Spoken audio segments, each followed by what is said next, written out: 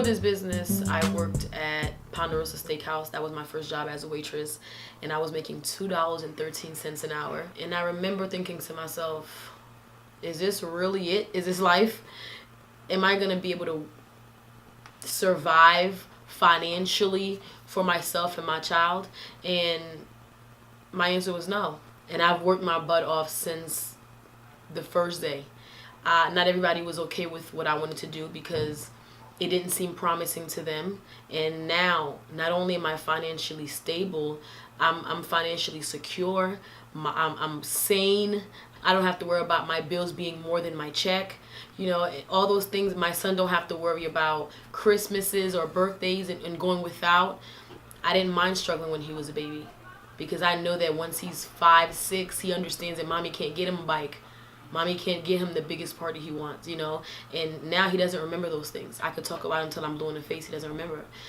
And it's because of this business and because of the choice that I made and the people that were behind me that put me in the position to do right for myself and my family. And I'm forever thankful and grateful and humble. So what I try to figure out at my first Saturday meeting is, what do the people in the front of the room know that I don't know? Like, what's the secret? Because you know when you're not doing well, you want there to be a secret. Like, there must be a secret. You don't want the secret to be hard work, right? You just want there to be something, a secret. And every single person who came up and spoke, they all had different backgrounds. They all had different situations that they went through. But they started talking about stickability. It takes a week for us to explain the business to you guys. After a week, you kind of get it. All right, you know everything that the old dog sitting behind you know. But you have to stick with something. Let me tell you something. Your story never matters unless you what? Make it clap. They just kept on showing up the next day, and they kept on showing up the next day. You fail your way into success in our business. You repeatedly, time and time after again. It's like when you do 100 club and they ask you ain't never heard no, have you? And you know damn well you heard more no, you heard 50 times the no than the person that was scared to pitch. But they don't see it that way. All they see is you did 100 bottles. All they see is the results that you got. That's all they see. When you run an office, everything doesn't always go the way you want it to. Not everything goes smooth. But it's the ability to pick yourself up and keep on going, even when things haven't gone the way you wanted them to.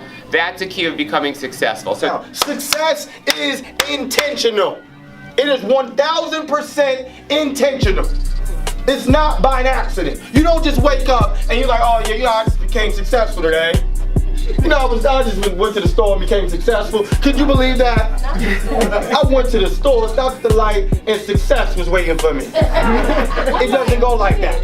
It don't go like that. So after I did my first bottle, I said I intend to be great at this. I intend to be great.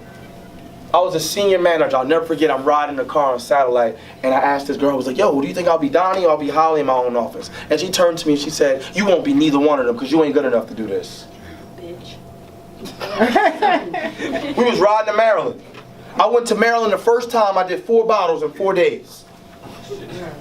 We stopped on Bennett Road first. I'm being honest. Yeah, right.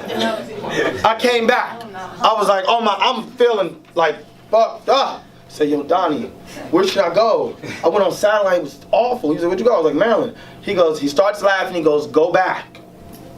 I was like, go back? Did you see the numbers? He goes, go back. You have to conquer the territory. Go back. I went back. Said, I ain't go to Bennett Road. I found out where not to go. Yes. Bennett Road. I went to Georgia Avenue. When I went back, I went to Georgia Avenue. I looked at the map and I seen that was the road that was going straight through the city. And I went from Georgia Avenue to Waldorf. How did I get to Waldorf? I don't know. We did 275. I said, oh, I found where we need to be.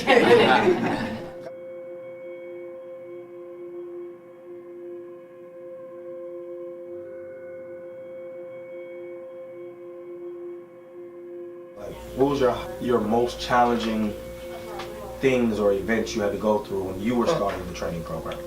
Ooh. Give me a moment. I start crying.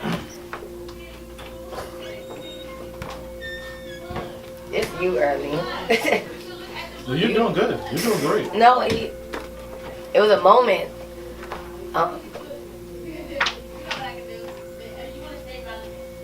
I was thinking about this yesterday. Like, it was a moment when Early put me into his office, and he had a talk with me, and he said I was actually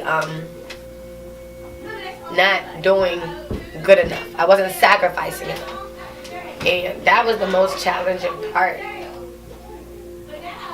because that's when it's crazy.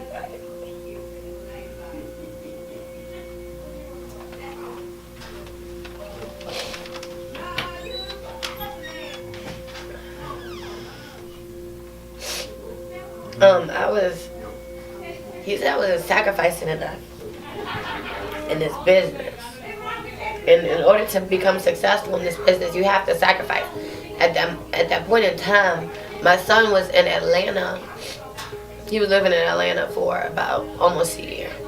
And I believe that was the ultimate sacrifice, like sacrificing your child and letting go of something that you love the most for something that you know that's going to make it better. My daughter was 8 months old. I was recently separated, so I became a single mom, and I wanted to have something more stable, day full-time hours, be able to move out, get my own place, and really start to work on her education and putting savings away for myself and her. I wanted that steady, stable life that most people want, especially when you have a baby. Now you really have something that you have to work hard for. They don't see what you went through to get to that point. They don't see everything, all the sacrifices.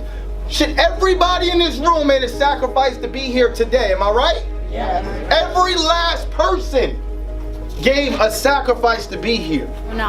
I want them to know that if you come here and you bring in the right attitude and you have, goals, and you work on yourself day by day instead of focusing on this big picture, just focus day by day, things are gonna get better for you. Like, one of my best quotes that I ever heard was that if your sacrifice isn't worth your goals, then maybe you should lower your goals. Speak up. Yes.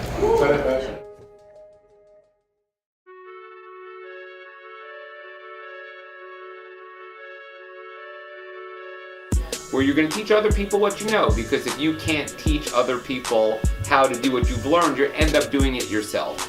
And a successful business owner needs to be able to pass along to other people the knowledge that they have. I always say that you should follow behind someone who is leading in the right footsteps, but they're creating leaders because they are leaders.